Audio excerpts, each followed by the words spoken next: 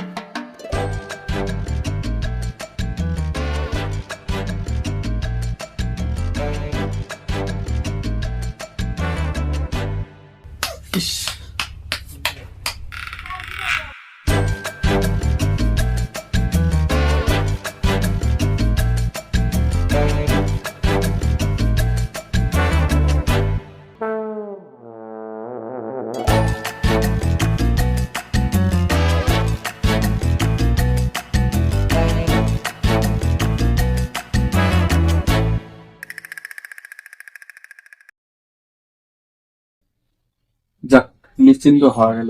আর 4-5টা দিন যাবে।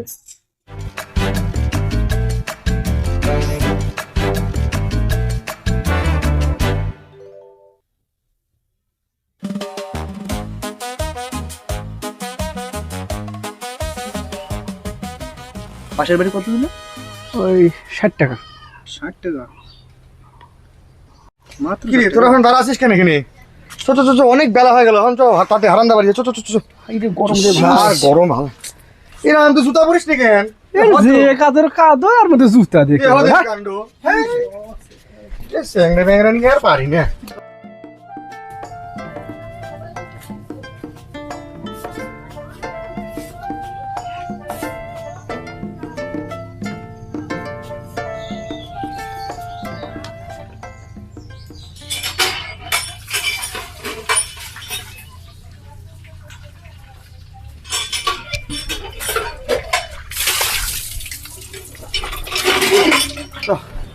কালিমা কালিমা, কমপক্ষে 50 টাকা করে নোয়া লাগবে, কয় দিলে? হারান্দা যে গিফটের গিফটে 50 টাকা, দেখ 5-10 টাকা দেয় কিনা খালি অলক্ষণে কথাবার্তা। কমসে কম 150-200 টাকা নেওয়া লাগবে। এবার আমারে মনে করো যে কালী পূজার 25 বছর পূর্ণ হচ্ছে, কমসে কম 150-200 নিচে কোনো কথা হবে না। কথা হবে না, হ্যাঁ কথা হবে না, কিন্তু বুঝছো তোমা, কথা হবে না। হ্যাঁ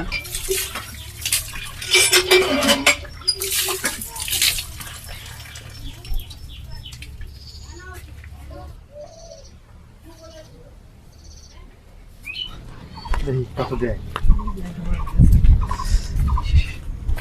এ দেখো দেখো দেখো, এটা কি? ও বাবা, শ্রী হারান মুখর্জি। হারান্দার আবার নেম প্লেট। শোনা ভালাই বল, আবার জগ পড়ে গেছে। টাক দি টাক। হারান্দা, ও হারান্দা, এই বাড়িতে আছেন নাকি? হারান্দা, সময় আবার কে আসলো? এমনিতেই খিদা লাগছে। এই যাচ্ছি।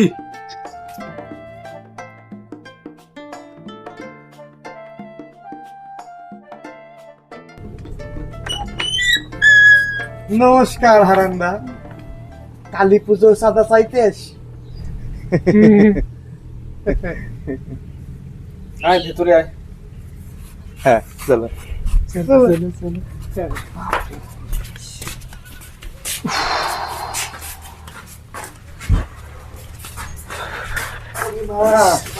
ওরে আবার বৃষ্টি এসে গেল।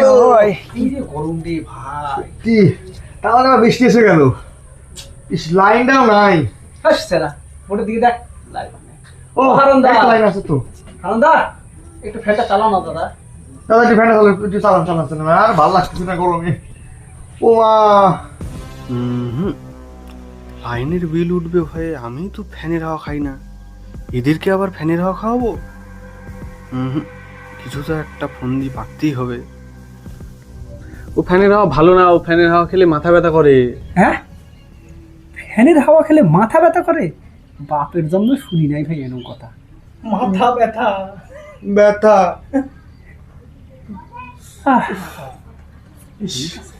আচ্ছা দাদা, অনেক দেরি হয়ে গেল, তাহলে একটু চাঁদার ব্যবস্থা করো।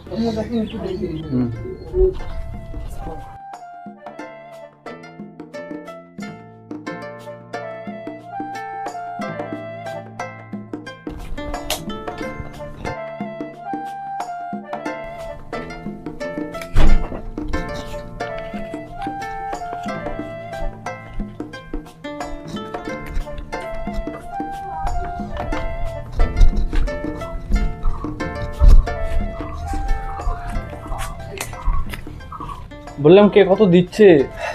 যার যেমন সামর্থ্য সে তেমনই দিচ্ছে। কেউ 100, কেউ 500, কেউ 1000। এখন দেন আপনি কত দিবেন? যা মনে হয় দেন।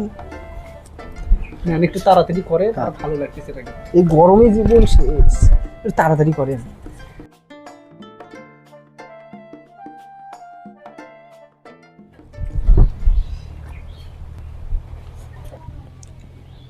$20? বেশি হয়েছে? হ্যাঁ, না 10 টাকা নাও। রাখেন, আপনি এমনি প্রসাদ খেয়ে আসেন, আপনার কিছু দেওয়ার লাগবে না। ঠিক আছে। কি দাম? মাত্র 10 টাকা। আপনি এমনি যান। আপনি যান, হ্যাঁ আপনি যান, আপনি যান। আলাদা। আপনি যান, আসি, আসি। বাংলা খায় আসে। হ্যাঁ, থাকেন। থাকেন। সব লোক এ ভাই থাম থাম থাম, প্রসাদে কি কি আছে? দাঁড়া, আগের বছর খিচুড়ি হয়েছিল, এবছর ফ্রাইড রাইসের সঙ্গে পনিরও আছে, সঙ্গে ডালও দেবো। টক টক টক। আসলাম হারান্দা। এ ভাই তোরা রাগ করলি নাকি? টাকা দিয়ে কি যায় আছে, মানুষের মনটাই তো আসল। কি এগুলোই কয় কৃপণের ধন খায় না নারায়ণ, বুঝলি? সত্যি তাই? কত তুই ভগবানের দেওয়া কি নাই? টাকা পয়সা ধন সম্পদ জমি জামা কোনো কিছুর অভাব আছে? আরে সব ঠিক আছে, এত টাইম ধরে আমরা কি করলাম? 20 টাকা দিল, দিয়ে আবার কয় বেশি হয়েছে নাকি? আবার 10 টাকা 10 টাকা নিয়ে নিল। নিয়ে আবার শোনে যে প্রসাদে কি আছে।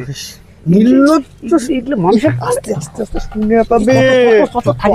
মেজাজ থাম হয়ে গেছে গরমের মধ্যে। তোরা তো কথা শুনিস না। চিন্তা করে দেখ, 4-5 লাখ টাকা খরচ হবে জন্য জীবনে বিয়েটা করলো না।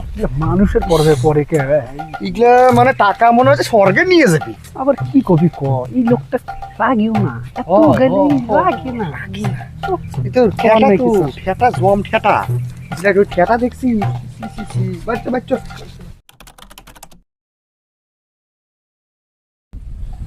কি ব্যাপার? হারানদাকে তো গত 2 দিন ধরে আমি দেখতে পাইনি। লোকটার কি কিছু হয়েছে নাকি? না, একবার দেখে আসি।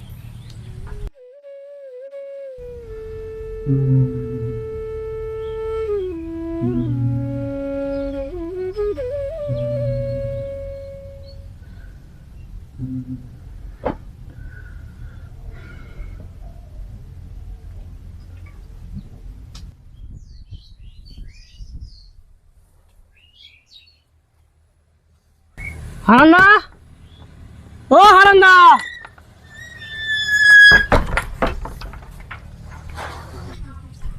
বাড়িতে কেউ নেই নাকি? হারান্দা, ও হারান্দা, ঘরে যাই দেখি। হারান্দা, এ কি? এ তো জ্বর। হারান্দা, কদিন থেকে এরকম হচ্ছে? এই তো দিনা 3-4 হচ্ছে।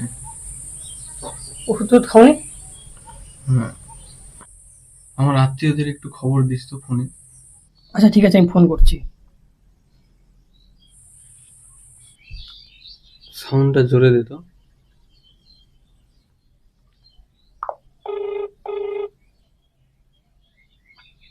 হ্যালো হ্যালো, হ্যাঁ বলছি, আমাদের হারান্দা খুব অসুস্থ, যদি পারেন একবার এসে দেখে যান।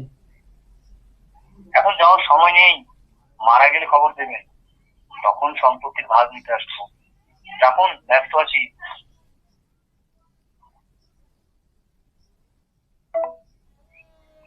কেটে দিবে হারান্দা।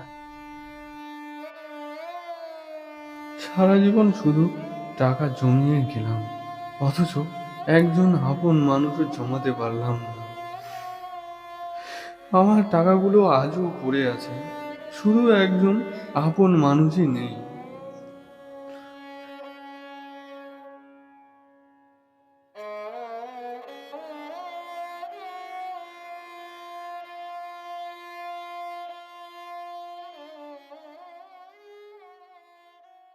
হারান্দা, আবার আসলাম কালী পুজোর চাঁদার জন্য। ও তোরা, আয় আয় আয়। তোদের হারান্দা থাকতে তোদের চিন্তা কিসের? তোরা এবার পুজোর দায়িত্ব সব আমার, তোরা শুধু আনন্দ করবি। হারান্দা তো চেঞ্জ, হলো হারান্দা। বলেছিলাম না, যা বলেছিলাম আগে বলেছিলাম, হারান্দার সামনে বললে কিন্তু হারান্দা। কোনো চিন্তা নেই দাদা, ঠিক আছে। এবার প্রসাদ আর খেতে যেতে হবে না, হ্যাঁ বাড়িতে পাঠিয়ে দেবো, অবশ্যই। কোনো চাপ। আর পুজোর সারাদিন কিন্তু থাকতে হবে, হ্যাঁ হ্যাঁ, সব অবশ্যই দায়িত্ব অবশ্যই। কিন্তু তোমাকেও সামলাতে হবে দাদা। হ্যাঁ হ্যাঁ, চলো তাহলে, হ্যাঁ আসি হারান্দা। ঠিক আছে, আসলাম। তোরা একটু শুনে যা তো, শোন শোন। বললাম আমার একটা শেষ ইচ্ছা ছিল, যেটা এই ডায়েরিতে লেখা আছে, সেটা তোরা অক্ষরে অক্ষরে পালন করবি। এটা আমি তোদেরকে দায়িত্ব করে দিলাম। নে ধর। ঠিক আছে, আসি। হ্যাঁ হ্যাঁ, ঠিক আছে।